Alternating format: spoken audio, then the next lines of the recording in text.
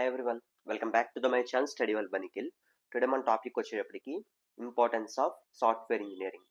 అసలు software engineering వల్ల importance ఏంటి, అసలు దానివల్ల మనకి యూజ్ ఏంటి, అవతల వాళ్ళకి యూజ్ ఏంటి, అవన్నీ మనకు వస్తాయి.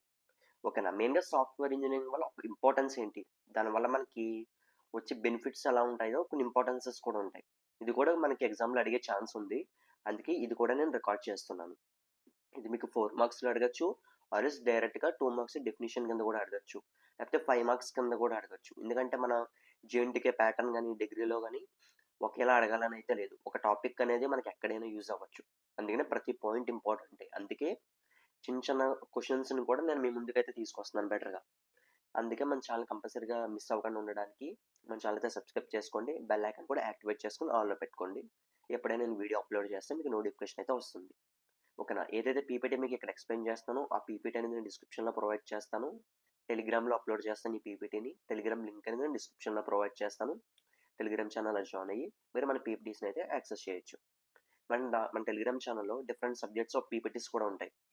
లైక్ ఎగ్జాంపుల్గా ఆపరేటింగ్ సిస్టమ్ కానివ్వండి, క్లౌడ్ కంప్యూటింగ్ కానివ్వండి, HTML and CSS, Python, C language, engineering, chemistry, చాలా సబ్జెక్ట్స్ అయితే పీపీటీస్ అండ్ పీడిఎఫ్స్ అయితే ఉన్నాయి. Artificial intelligence, machine learning, data science కూడా ఉన్నాయి. ఓకేనా. మీరు ఎలాంటి సబ్జెక్ట్ వచ్చిన వాళ్ళైనా మన టెలిగ్రామ్ ఛానల్ అయితే సెర్చ్ చేసి మీరు పీపీటీస్ కానీ పీడిఎఫ్స్ మీరు ఫైండ్ అవుట్ చేసుకోవచ్చు. Okay, let's go to the video. First importance ఏంటి, క్వాలిటీ అండ్ రిలయబిలిటీ. ఎప్పుడు ఏ సాఫ్ట్వేర్ చూసుకున్నా సరే మనకి క్వాలిటీ అనేది ఇంపార్టెంట్. ఎప్పుడైతే ఒక ప్రోడక్ట్కి క్వాలిటీ ఉందో అప్పుడు కస్టమర్స్ అనేవాళ్ళు రిపీట్ అవ్వడానికి ఇష్టపడతారు. ఓకేనా. ఇప్పుడు ఒక కంపెనీ అనేది ఉంది, ఆ కంపెనీలో మనకి వచ్చాం, నేను క్లయింట్, మీది కంపెనీ అనుకోండి, నేను మీ దగ్గరికి వచ్చాను, నాకు ఇలా పలానా రిక్వైర్మెంట్స్ ఉంది, నాకు ఒక సాఫ్ట్వేర్ డిజైన్ చేయండి అని. ఫస్ట్ టైం వచ్చాను, మీరు నాకు అవుట్పుట్ ఇచ్చారు, క్వాలిటీ బాగుంటేనే మళ్ళీ వస్తా. అందుకే ఏ ఏ మనం ఈ పనే కదా, ఏ పనిలో చూసుకున్నా సరే క్వాలిటీ ఇంపార్టెంట్. ఎందుకంటే ఎప్పుడైతే ఒక పర్టికులర్ క్వాలిటీ క్లయింట్ తగ్గట్టుగా మీరు డిజైన్ చేశారో వాళ్ళకి చాలా యూజ్ అవుతుంది. అట్ ద సేమ్ టైం మళ్ళీ క్లయింట్స్ మీ దగ్గరకు వస్తారు. ఓకేనా. ఎప్పుడు ప్రోడక్ట్ క్వాలిటీ ఉంటుంది, ఇచ్చిన క్లయింట్ రిక్వైర్మెంట్స్ మీరు ఫుల్ఫిల్ చేసినప్పుడు కొన్ని సాఫ్ట్వేర్స్ అనేవి కొన్ని ఇంపార్టెంట్ ప్లేసెస్లో యూజ్ చేస్తారు. ఫర్ ఎగ్జాంపుల్గా చూసుకుంటే మెడికల్లో, ఎయిర్ క్రాఫ్ట్ కంట్రోలింగ్ సిస్టమ్స్లో, న్యూక్లియర్ పవర్ ప్లాంట్స్లో అక్కడ చాలామంది అయితే హ్యూమన్స్ ఉంటారు. అంటే మీరు చేసే సాఫ్ట్వేర్ వాళ్ళకి ఎఫెక్ట్ అవ్వకుండా ఉండాలి, అంటే అక్కడ రిలయబిలిటీ ఉండాలి, అంటే వాళ్ళ అవసరాలకు తగ్గట్టుగా అది వర్క్ చేస్తూ ఉంటేనే అప్పుడు ఆ ప్రోడక్ట్ అనేది క్వాలిటీగా ఉంటుంది, రిలయబుల్గా ఉంటుంది. ఓకే, నెక్స్ట్ వచ్చేటప్పటికి ఎఫిషియంట్ డెవలప్మెంట్ అండ్ మెయింటెనెన్స్. ఎప్పుడైతే మీకు ఎఫిషియంట్ డెవలప్మెంట్ అంటే ఇందులోకి వచ్చేటప్పటికి ఒక క్లయింట్ మీ దగ్గరికి ఒక ప్రాజెక్ట్ ఇచ్చినప్పుడు, ఒక సాఫ్ట్వేర్ డిజైన్ చేయమని మీకు ఇచ్చినప్పుడు మీరు చేయాల్సిందేంటి, తక్కువ టైంలో చేయాలి, ఎఫెక్టివ్ కాస్ట్లో చేయాలి, దానికి మెయింటెనెన్స్ అనేది ఇష్యూ రాకూడదు. ఎందుకంటే డిఫరెంట్ బిజినెస్ ప్లాట్ఫామ్స్లో మన ప్రోడక్ట్స్ని యూజ్ చేస్తాం. ఓకేనా. అక్కడ క్వాలిటీగా ఉండాలి, క్విక్గా ఉండాలి. మెయింటెనెన్స్ పరంగా వచ్చేప్పటికి ఎలాగా, ఇప్పుడు ఒక సాఫ్ట్వేర్ డిజైన్ చేస్తే ఫర్దర్గా క్లయింట్ అనేవాడు రిక్వైర్మెంట్స్ తీసుకొచ్చి ఇంకా యాడ్ చేయండి, మాకు ఈ మెథడ్స్ కూడా కావాలి అన్నప్పుడు మీరు అలా కూడా మీరు ఎఫిషియెంట్గా ఒక డెవలప్మెంట్ అనేది చేయాలి. సాఫ్ట్వేర్ని మార్కెట్ కండిషన్స్ తగ్గట్టుగా అది ఫర్దర్గా చేంజ్ అవుతూ ఉంటుంది. ఓకేనా.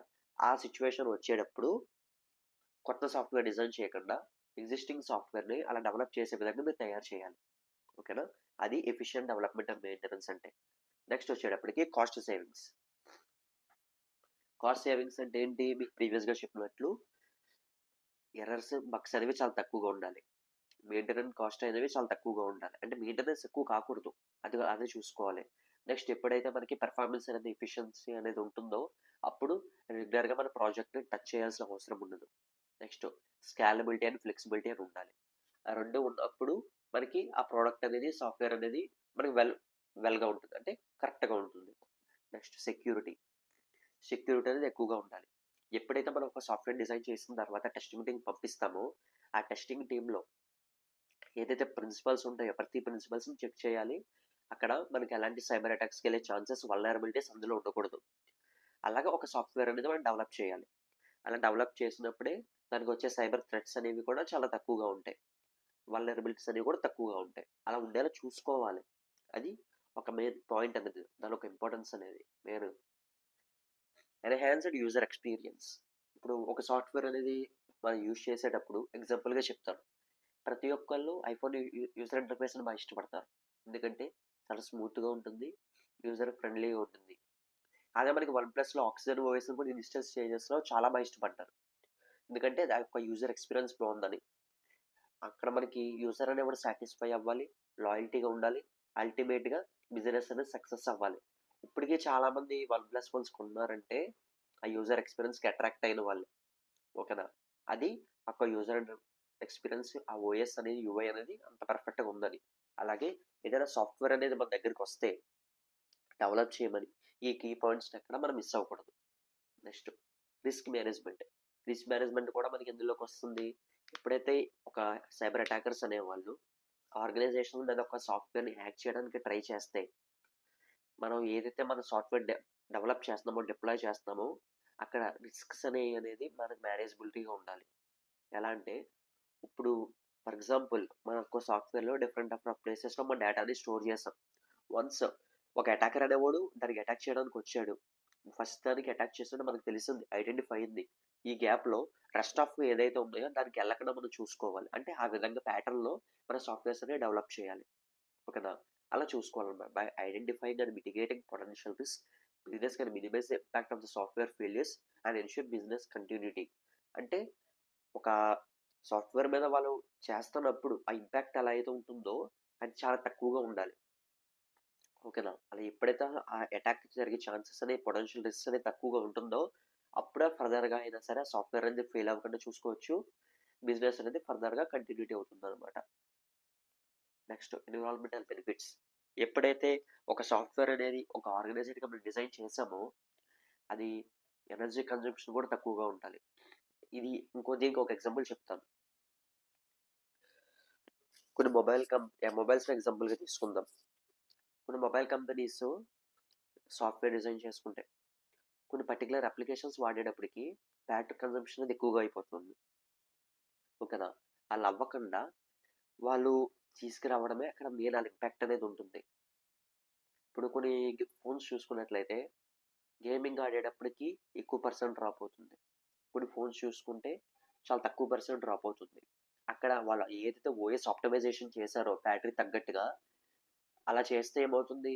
బ్యాటరీ కన్జంప్షన్ అది చాలా తక్కువగా అవ్వడం వల్ల బ్యాటరీ వేస్టేజ్ అనేది ఎక్కువ ఉండదు. అంటే అక్కడ ఈ వేస్ట్ తగ్గుతుంది. దానివల్ల ఏంటి ఇంపార్టెంట్ ఇంకోటి ఏంటి మనకి, మళ్ళీ ఎన్విరాన్మెంటల్‌కి ఇంకో బ్యాటరీ తయారు చేసే ఛాన్స్ అనేది చాలా లేట్‌గా వస్తుంది. ఎర్లీ స్టేజెస్‌లో రాదు. అర్థమైందా మీకు నేను చెప్పేది? ఒక బ్యాటరీ లైఫ్ స్పాన్ అనేది 1 ఇయర్ వచ్చేది 6 మంత్స్‌తో వచ్చిందంటే ఏంటి మీనింగు? ఒక 1 ఇయర్‌లో 2 బ్యాటరీస్ అక్కడ కన్జ్యూమ్ అవుతున్నాయి.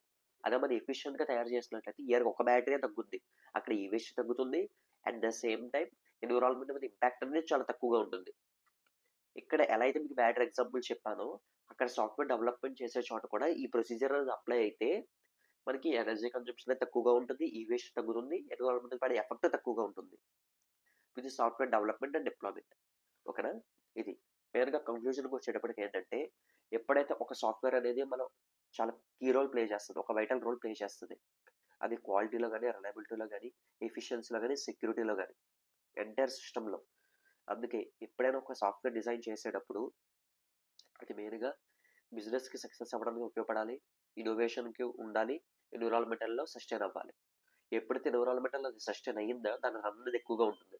అప్పుడు ఆ సాఫ్ట్‌వేర్ అనేది తగ్గట్టు గుర్తింపు వస్తుంది. ఒక కంపెనీకి బిజినెస్ పెరుగుతుంది. అట్ ద సేమ్ టైమ్ ఎవరైతే సాఫ్ట్‌వేర్ కంపెనీ ఉన్నాయో మోర్ ప్రాజెక్ట్స్ వస్తాయి. ఒక్క దాని మీద ఇన్ని లైఫ్ సైకిల్ ఇన్నింటికి లింక్ ఉంటుందన్నమాట. ఒకటి పాజిటివ్ అయితే ఇన్ని పాజిటివ్స్ జరుగుతాయి. ఒకటి నెగెటివ్ జరిగితే ఇన్ని నెగెటివ్స్ జరుగుతాయి. అందుకే ఒకటి డెవలప్ చేసేటప్పుడు ఎప్పుడైనా సరే చాలా జాగ్రత్తగా అందరికి ఉపయోగపడేలా చేయాలన్నమాట. ఓకే. ఇది మన మెయిన్ ఎజెండా ఫుల్‌ఫిల్ అయిందనుకుంటున్నాను. That's all about this video importance of software engineering. Next వీడియోలో మనం మెయిన్‌గా దేని గురించి డిస్కస్ చేయబోతున్నామంటే సాఫ్ట్‌వేర్ డెవలప్‌మెంట్ ప్రాసెస్ మోడల్స్.